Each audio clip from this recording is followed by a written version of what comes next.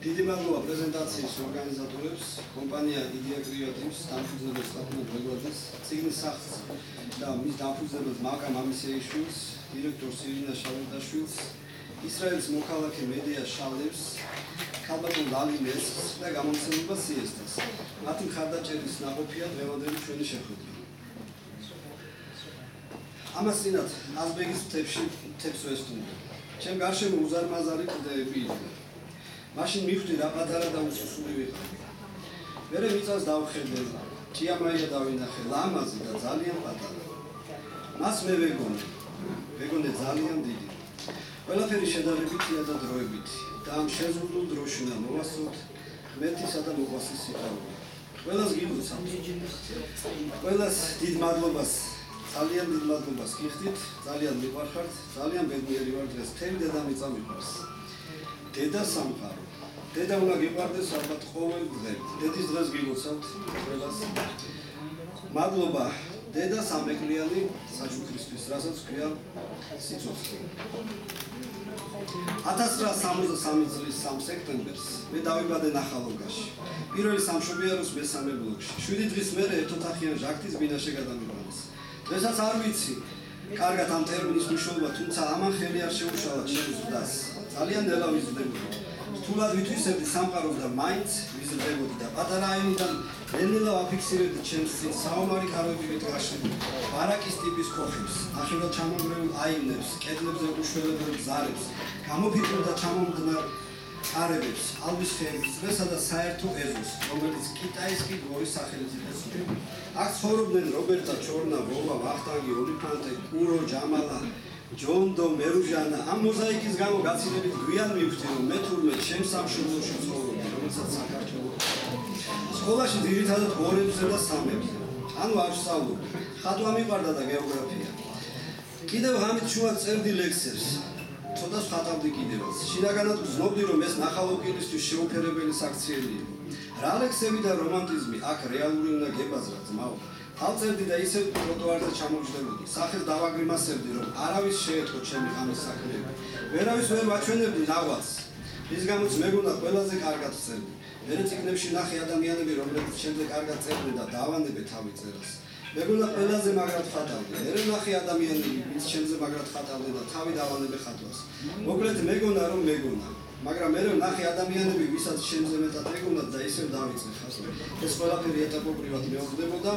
საკუთარი ეგოც მაყოფილდებოდა და დროც გადიოდა.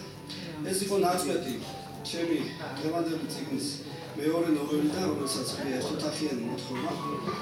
ის შედგება 3 თავისგან. პირველი თავია დაბადება ან სერგეი ნახალოკაისარი ავტობიოგრაფიული. მეორე და მესამე თავები გაქცევა და თვითმკვლელობა არის ფანტასმაგორია. ასევე ფანტასმაგორიულია პირველი მოთხრობა გვარი სამკუთხედი. იქ სიუჟეტი ვითარდება თეატრში, რომელიც შენობაშიც დროებით შეასახლეს შესახდა საავადმყოფო ფსიქოლოგიურ დაავადებულ ადამიანთა და ოფიცერთა სახლი. სწორედ აი ამ სცენაზე ვითარდება სიუჟეტი. იმედია რომ გაყოფილებას იგრძნობთ და 1 საათით ან 2 საათით მაინც გავალამაზებთ თქვენ ცხოვრებას ამ მოთხრობის კითხვას როცა დაიწყებთ. ეხლა კი მინდა გთხოვოთ ორგანიზატორებმა მოიფიქრეთ ესეთი რამ, რომ გამომსვლელი და თვითონ ლექსი იქნება წაკითხული. ჩემი ლექსები არ შედის ამ კრებულში, თუმცა ამას მეკვლი არ აქვს. დიდი მნიშვნელობა. მე მინდა ვთხოვო ქალბატონ რაგას. ერთი სიტყვით.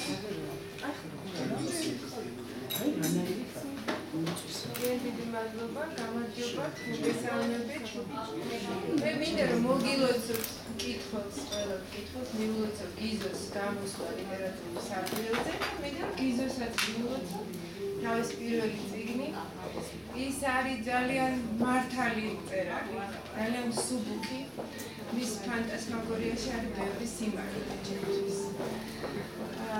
დიდი მადლობა ამ სახლის, რომელმაც აქ მოგცა ამის საშუალება, რომ წიგნის წარდგენა გაგვემართა.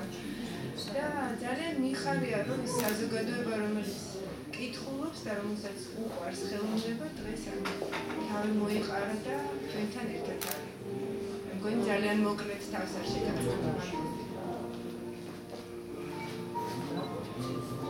მოწვიეთ სტუმრები, რომლებიც ჩემს აკითხავენ და პირველ სიტყვას გადავცემ ბექარ ნახარობაშვილს, რომელიც წავიდით. 1600 წელს შაჰ-აბასის კარზე მოღვაწე ქართველმა ალავერდი ხან უნდილაძემ მდინარე ზაიანდერუძე აგო სიოსეპოლის ულამაზესი ხიდი. ალავერდი ხანს არაერთგზის შესთავაზე საქართველოს წინააღმდეგ გალაშქრება, რაზეც მან უარი განაცხადა. შაჰმა ალავერდი ხანი უნდილაძეს სიკვდილით დასაჯა. ალავერდი ხანის შთამომავლები საქართველოში გადმოსახლდნენ და კახეთში ალავერდაშვილების გვარით ცხოვრობდნენ. სიოსეპოლის ხიდი ქართველს ალავერდი ხანს უნდილაძეს მიშენებია როსმე სოფელი. აქეთ და იქით სანაპიროებს ბილიკი გავდე მაღალ ქვისანი და ზენდერუძე ავაგე ხიდი, სიოსეპოლი ლამაზი მშვიდი და ყოველ ღამე თვით ხსოვნის სანთლებს, ხიდის ჩირაღნებს მინთებს ირანი. ნახეთ და მიქეთ გაბრწინებული ქართული ნიჭი გული ირანის, მაგეთ და მიქეთ სიოსეპოლი პერეიდანი. თუმცა სამშობლო სხვა არის ჩემი და სხვას უშენე გზები ქვისანი, ნუ დამიტირეთ როგორც იუდას, არ მაქვს ღალატი ქართლის მთისანი. არ დამილაშქრავს მე ქართლ კახეთი, არა არ მისვამ სისხლიც მისანი. ქისით მაძლიეს ოქრო დავერცხლი და მხედრიონი მრავალ ყმისანი, არ დამითმიხართ მაღალ ღმერთს ფიცა, არ გავახარე გული მტრისანი. ქართველს ალავერდი ხანს უნდილაძეს მიშენებია გზები ქვისანი და ყოველ ღამე თვით ხსოვნის სანთლებს, ხიდის ჩირაღნებს მინთებს ირანი. გიორგი ალავერდაშვილი, უნდილაძე ხან ალავერდის შთამომავალი. გამარჯობათ, გიორგი ალავერდაშვილი. ყველანი მეგობრები ხართ და ალბათ ძალიან კარგად გამიგებთ, მე არავითარი ოფიციალური არც სიტყვის მომზადების სურვილი მქონდა, არც გამოსulis და არც თქმის, მაგრამ ახლა ისეთ სიტუაციაში აღმოჩნდი, რომ არ თქვა, იმიტომ რომ სიტყვა ნამდვილად არ შეიძლება. მე გახლავართ გიორგი ალავერდაშვილი. ეს უბრალოდ სახელთან ვარს ვაჟღერებ, რადგან აგერ მეგობარმა წამიკითხა გიზოს შვენიერი ლექსი და მე მინდა პატარა შესავალებით გავაკეთო, მე თვითონ გიზოზე მინდა ერთ-ერთი სიტყვა თქვა, მაგრამ ისიც ძალიან ძნელია ამ კაცზე ერთ-ერთი სიტყვის თქმა, იმიტომ რომ გიზო არის ძალიან რთული ადამიანი და ძალიან მარტივიც. აი იმაზე შეიძლება ძალიან ბევრი გაიმოს თქმა. ეს რატო არის ძალიან რთული, მოდი ჯერ აქედან დავიწყებ. მე გიზოს ვიცნობ რამოდენიმე წელია და ეს ჩვენი გაცნობა მოხდა მისი პირველი წიგნის შემდეგ. ეს იყო პერსონალური ტორნადო ფარაონის სულისათვის. რადგანაც მე ვთქვი ხანდა წარმოუდგენელი გიზო უნდა ყოფილიყო მოხუცი, ესეთი წერში მოხილი, დაგახიდები ვარსკვლავებიანი მოსასხამით, როგორც ვარსკვლავთ მრიცხველი და ასე შემდეგ, ხო? გავიცანეთ და მე აღმომაჩნდა აი ესეთი ახალგაზრდა კაცი, ძალიან პერსპექტიული, ძალიან ჭკვიანი, ძალიან განათლებული და თანაც ძალიან უცნაური. აი მის შემდეგ წავიდა ჩვენი მეგობრობა, მე კიდევ აღმოჩნდა რომ ესე იგი მას ჰქონდა მეორე წიგნი, ეს არის ციური ექსპრესი, არის ისა მეშვიდე საყვირი, აი ახლა შარშან დაიბეჭდა კიდევ მისი მეოთხე წიგნი, ეს არის ფესტოსის დისკო, მისი გაშიფრვა დააღწია არის და ისიც რა, ეს გიზო არის აი ჩემთვის ესეთი პიროვნება ამოუცნობიც და თანაც ძალიან ჭკვიანი. ეს მე ერთი კუთხით. ახლა წერა რომ ვახსენე ალავერდაშვილი რატომ აღნიშნე რომ მე ალავერდაშვილი ვარ. 2-3 წლის წინ მქონდა ჩვენ გულანშაროში, აგერ თარბატონის ციციდავენ თანხმება და თვითონ გიზოც გულანშაროში ჩავატარეთ ჩვენ ჩემი საიტის ფერეიდანიჯის პრეზენტაცია, სადაც იყო ირანის საერთაშორისო წარმომადგენლები და ირანის საზოგადოება. მე იქამდე გიზოც ვცნობდი როგორც წერას, რადგან აი ესეთი სამეცნიერო ხასიათის წიგნები მქონდა მისი წაკითხული. და აი ამ დროს აღმოჩნდა რომ გიზომ თქვა რომ გიორგისით რამე ერთი ლექსი დავწერე ირანთან დაკავშირებით, ალავერდი ხანმოდილაძესთან დაკავშირებით და თუ შეიძლება რომ წავიკითხო. და აი ეს ლექსი როგორც ბეკამ წაიკითხა, აი ეს ლექსი წაიკითხა პირდაპირ თვითონ გიზომ აი ამ გულანშაროში. ეს იყო გიზოს მეორე სახე. რა თქმა უნდა ძალიან აღფრთოვანებული დავჭირდა, ძალიან მომეწონა მე როგორც ალავერდაშვილს, როგორც ირანის მოსიყვარულეს ასე თქვა და როგორც ამას ნამდვილად ვერ ვიტყვი, მაგრამ როგორც მის ერთ-ერთ შთაომავი, როგორც ჩვეულებრივ ქართველს. მე ძალიან გამიხარდა გიზოს აი ესეთი ნიჭის გამოფრთხილება. მე რამოდენიმე ხნის შემდეგ კიდევ მე ვნახე გიზოს ნახატები, როცა მასთან ვიყავი ოჯახში პირველად, მაშინ ვნახე და იცით რა არის?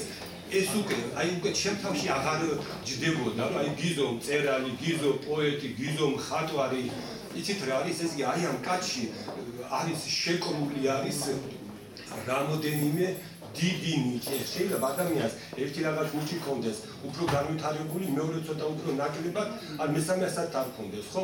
ეხლა გიზოში აი ეს ყველაფერი, აი წერლობა, პოეტობა, ეს მხატვრობა, აი ერთნაირი სიძლიერით არის თავმოყრილი აი ამ კაცში და აი რომ ვიტყვი აი ერთად არის შეკრული რა. აი ამიტომ ვამბობ რომ გიზო რთული კაცია თქო.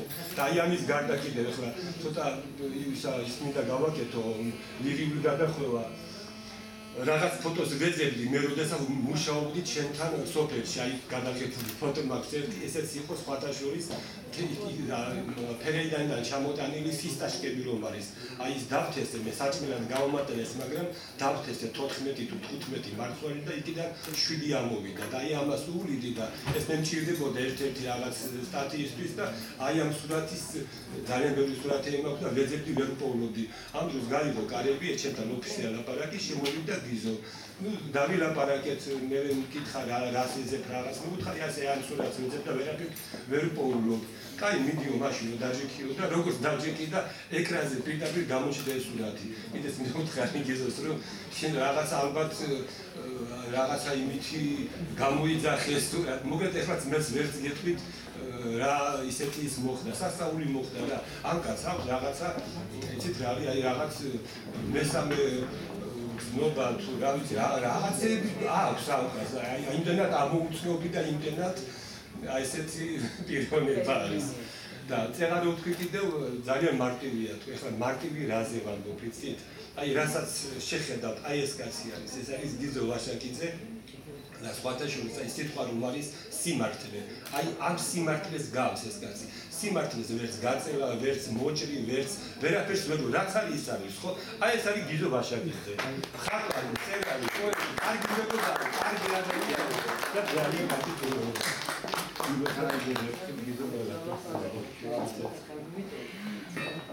ჩვენი ხუმარი იჯერი მსახიობი ნებოდათ წავიკითხავს კიდევ ერთ შემდგას თან დიდი სიამოვნებით წავიკითხავ გიზო ვაშაკიძეს კიდევ ერთ ლექსს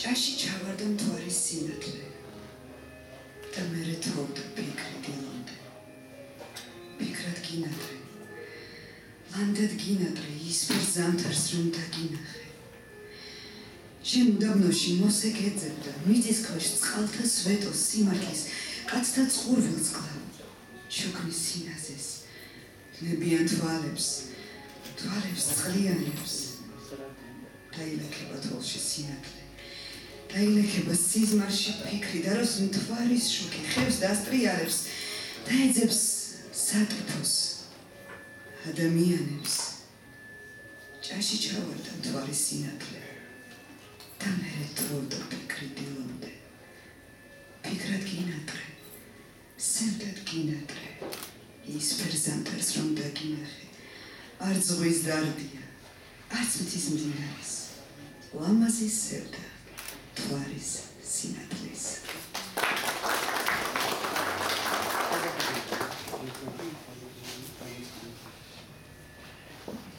პირველ რიგში გილოცავთ დღევანდელ დღეს ყველას დედებს ქალებს და სიმბოლურია, რომ გიზომ დღევანდელ დღეს დაამთხვია თუ ისე დაამთხვეთ, ხო? იმდენად ლამაზი სულის ადამიანია, მე არ ვიცი გიზოზე ახლა როგორ ვილაპარაკო, რა სტატუსზე ვილაპარაკო, მასზე როგორც მხატვარზე, როგორც პოეტზე, როგორც მეცნიერზე, როგორც ადამიანზე, მეგობარზე თუ რა ვიცი. მე მინდა მის პიროვნულ ღირსებებზე ვილაპარაკო, რომ გიზო არის ძალიან მოგრძალებული, თავმდაბალი ადამიანი, დიდი შინაგანი კულტურის მატარებელი. ძალიან გვიყვარს მეგობრებს, მომწონს მისი შემოქმედება, მხატვრობაც.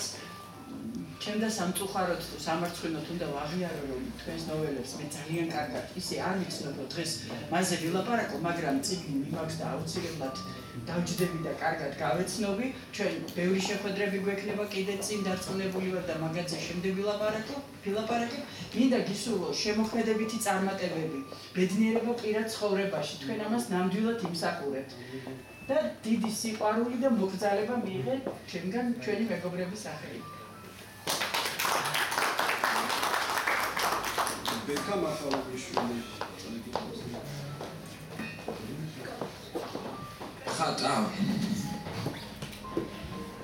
ხატა დღეს ხატავ ეიფორიას ლამაზი სახით შვიდ ფერს ჩაგაცვა მაფორიზმება და სილუეტებს ვეცეკოთ ვალსი აქ სიყვარულის წინავს ანგელოზ და თუ ვინატრე ვახტება წამით ჩემი ოცნება შენი ღიმი და ფერთა გამა ნანატრი ქალის რა მარტივია თქვენი სინაზე ეიფორია და თეთრი ხაზი რა მარტივია და მიმზიდველი ღრუბელთა თბილი ციხე კოშკები აი როცა მომწონდი როცა მიყვარდი დამება ბაგე და ვერ გითხარი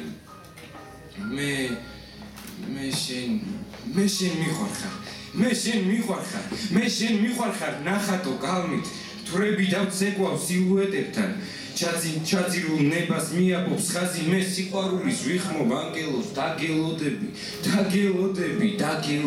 რომ გითხრა მაინც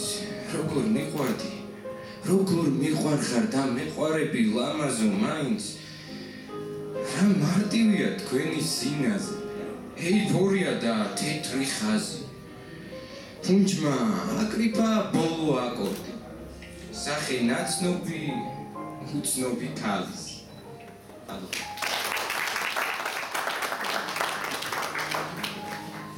თუ აქვს სული გამოსulis მაგრამ ემოციები ისე არიან ნატრიუმები მე აქ დაცავ კაი მაშინ ლექსია გაკეთეს კიდევ ბატონი გიძას ორ ლექს წამიკითხავ ერთი არაჩვეულებრივი ლექსია ნოსტალგია ჩემი ბავშვობის პატარა გემებო ნათელო ფერებო ახთენი ლოცნების მინდო და ხილვა ზღვისპირა კოცონთან განთბარი დილა ჩემი ოცნება ლურს ზღვამდე მივა იქ კი დამხვდება სევდა და ხილვა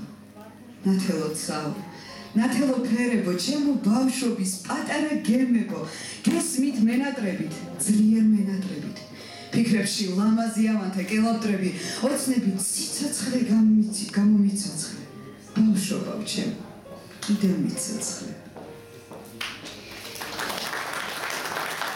და კიდევ ერთი არაჩვეულებრივი ლექსი მე სიმართლე გითხრათ სწორედ ამ ლექსით გავიცანი ბატონი გიზო აღარ ჩავღრმავდები დეტალებს როგორ იყო ეს თქვენ გახსოვთ კარგად ლექსი რომელმაც თავიდანვე მომხიბლა სიზმარი ქვია ამ ლექსს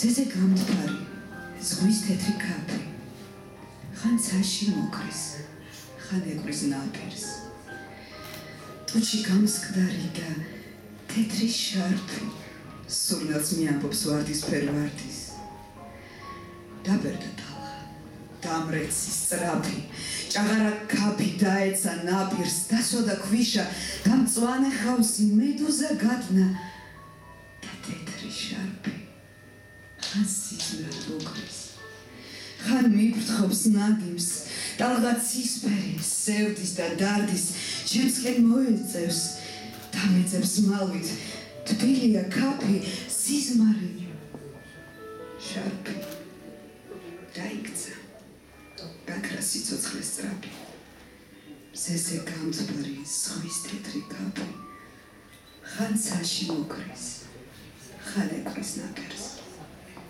Bravo. Bravo.